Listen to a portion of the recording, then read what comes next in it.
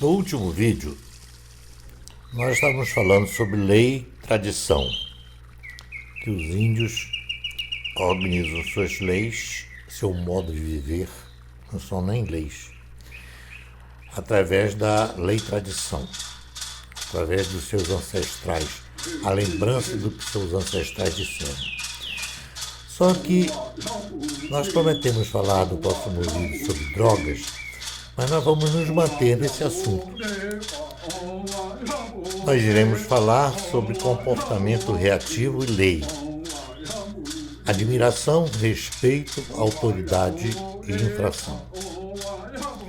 Em outro vídeo, nós falamos sobre o tripé, as três coisas que caracterizam a natureza humana, que é o poder, o dinheiro e os interesses. Ora, se a gente for pensar em poder, a gente lembra que em toda a sociedade humana tem que existir um líder. O exemplo seria na família. Os pais que são adultos, eles lideram os filhos que são crianças, estão aprendendo para que eles aprendam a conviver dentro dos costumes do grupo familiar. Sempre é necessária uma liderança, mesmo num grupo pequeno, como é o grupo familiar. Nos grupos grandes, nos grandes países onde existem milhões de pessoas, aí nós já vamos verificar que esse poder já não se concentra em pessoas, mas sim numa coisa que nós denominamos de Estado, governo. O governo governa, ele tem o poder. É interessante pensar que essas três coisas estão alinhadas com o comportamento das pessoas. O poder está relacionado com o comportamento do governante ou dos governantes. Toda vez que há uma mentira, que há uma fraude, há um conflito. Sempre é assim, tanto no grupo familiar como em qualquer grupo do governo, em qualquer situação, e isso normalmente, essa infração, a mentira, por exemplo, a fraude, elas acabam levando à guerra, elas podem levar à guerra. Ou então, aos crimes. Os interesses, todos nós conhecemos. Há sempre interesses. Interesses de quê? Por quê? Pelo dinheiro ou pelo poder? Quem tem dinheiro pode ter poder e quem tem poder tem dinheiro.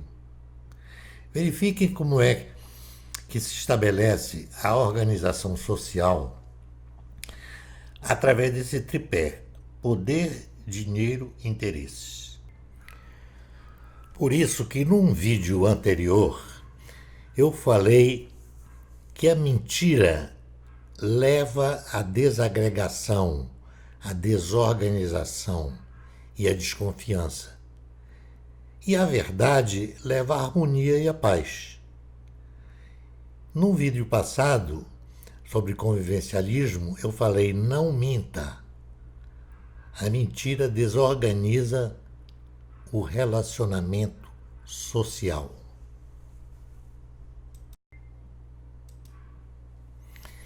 E eu agora vou ler para vocês uma coisa que eu escrevi há mais tempo. Já comentamos sobre a formação dos primeiros bandos de primatas, sobre sua organização e importância para os indivíduos, sua evolução para grupos cada vez maiores e mais socializados, resultando na formação da cultura desses grupos e no papel, funções e atribuições no interior deles. Fomos tendo que admitir que, para o grupo social e o grupo familiar se manterem em equilíbrio, necessário se tornou a criação de regras ou normas que deveriam ser admitidas e cumpridas por todos. Foi ficando cada vez mais consciente e habitual para os membros do grupo a necessidade da existência de regras, normas ou leis que protegessem os interesses dos indivíduos e regulassem os direitos e deveres de cada um e de todos do grupo. Essa percepção humana, desde épocas muito remotas, possibilitou a vida social e a emergência da cultura. Muitas sociedades que hoje não mais existem usaram esse conhecimento e foram transmitindo para os descendentes, através da forma oral, pelo fato de não possuírem a forma escrita de comunicação. Organizar essas informações e procedimentos para a vida social nunca foi uma tarefa muito fácil. Estabelecer regras de convivência comportando várias situações sociais, como religiosidade, sexo, política, economia, hábitos e costumes, sempre foi muito difícil. Após o reconhecimento da escrita, essas necessidades da organização social foram sendo passadas para a pedra, a madeira, o papiro, até a descoberta do papel. Relembramos aqui alguns exemplos desses procedimentos legais antigos, como o Código de Hammurabi, a Lei de Italião, o Corão, os Evangelhos, etc. Atualmente conhecemos tantas produções escritas com as mesmas finalidades que, para lê-las todas, teríamos que sobreviver a 4 gerações consecutivas. Das normas internacionais, estaduais e municipais, de todas as instituições políticas, religiosas, econômicas, científicas, esportivas e escolares, iríamos passar para uma verdadeira selva de outras produções. Podemos concluir que chegamos a uma situação limite, com tal exagero e num emaranhado de atribuições, que acabamos por nos revoltar e infringir desordenadamente várias delas. É possível que parte do nosso comportamento reativo explique a nossa condição atual de infratores. Parece que cada um de nós, nas circunstâncias atuais, se transformou num ser infrator em potencial que, quando esgotado seu limite, passa a expressar esse comportamento para manifestar a sua insatisfação. Hoje, porém, sabemos que 4% da humanidade é composta de pessoas que nascem com uma aleijão moral, uma anomalia de caráter. Nós chamamos essas pessoas de psicopatas. Tanto que hoje se faz muita confusão e se divide em ideologia. O capitalista, o socialista, o comunista. Só existem dois tipos de pessoas. Os que sabem conviver, os conviventes, que são as pessoas normais, e os não conviventes, que são as pessoas que possuem anomalia de caráter ou de consciência. Nada mais simples do que isso. Na verdade, além de infratores em potencial, somos também hipócritas porque somos favoráveis à preservação da lei quando ela nos beneficia e a infringi-la quando nos prejudica. Temos sido individualistas e agimos como crianças egocêntricas. Preservar ou mudar a lei para que sirva igualmente para todos é um pensamento adulto, equilibrado e sensato. Aliás, ser adulto não é apenas uma condição anatômica, cronológica e sexual dos indivíduos.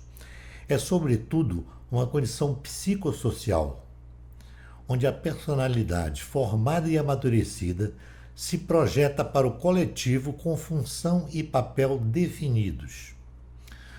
onde ela, despojada dos traços infantis egocêntricos, se posiciona para colaborar na integração do modelo cultural que proporcionou a sua existência.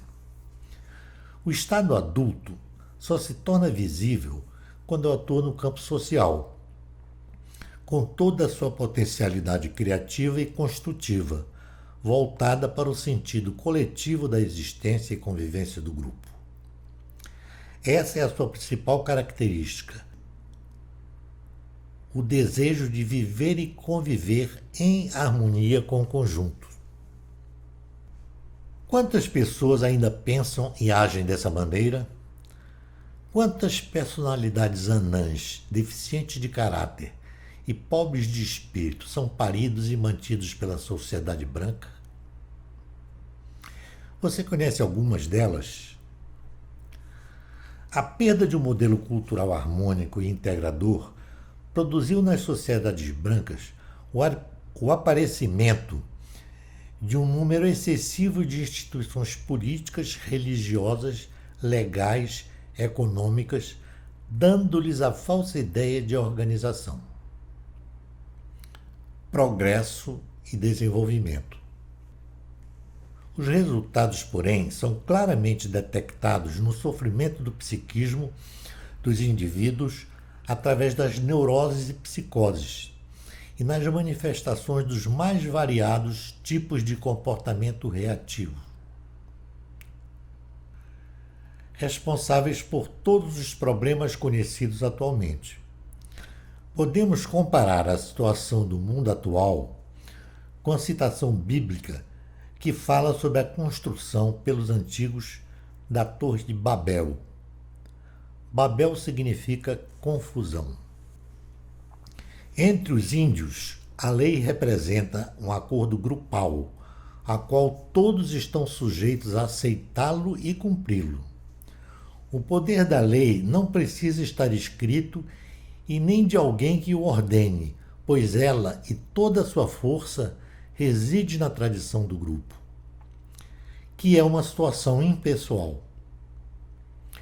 O poder de prestígio do chefe, do pajé ou de quaisquer dos líderes mais velhos se resume no seu papel de representação simbólica apenas, sujeito e amarrado que está ao cumprimento fiel à tradição do grupo. E é isso que importa, a tradição do grupo, para eles. Certa vez, alguém perguntou a um chefe por que nunca dava ordens. Ele sorriu e respondeu: não precisa, todos sabem o que devem fazer. Nesse caso, estamos diante de uma sociedade sem Estado, autopropelida, onde o comando ordem e obediência não é necessário. Por que não é? Porque todos obedecem à tradição, que é falada pelo chefe para todos como a lei e tradição. Todos obedecem a essa tradição. Onde o poder de representação dos líderes lhe confere apenas o prestígio e ao mesmo tempo lhes proíbe o exercício do poder de mandar, de exigir. Entre os indígenas, ninguém manda, ninguém exige. Todos cumprem. A ordem emanada de qualquer indivíduo jamais será obedecida, porque se constituirá no insulto para o cidadão. Ora, qual cidadão que, tendo inscrito em sua consciência a tradição da cultura, teria a ousadia de se afastar dela? Seria o mesmo que perder sua identidade, sua segurança e seus direitos. Sentir-se-ia um corpo estranho ao grupo, um anormal, e teria que abandoná-lo. A lei e tradição não ocupam espaço exterior ao indivíduo. Não está nas instituições e nos códigos escritos. Está no interior de cada pessoa. E daí se projeta para a exterioridade social. A lei reside na vontade e no desejo de cada um em preservar a tradição herdada dos ancestrais, única e milenar forma de identificar-se como membro do grupo. Grupo que protege seus interesses, preserva seus direitos e lhe exige deveres de cidadão adulto integrado à sua cultura. A obrigação que todos têm, inclusive chefe, pajé e líderes, de trabalharem para garantir o próprio sustento, lhes confere a posição de patrão operário de si mesmos e do grupo. O acordo de não acumulação garante essa posição e evita a ociosidade e a exploração. No próximo vídeo, daremos continuidade a este assunto até esgotá-lo. Boa noite.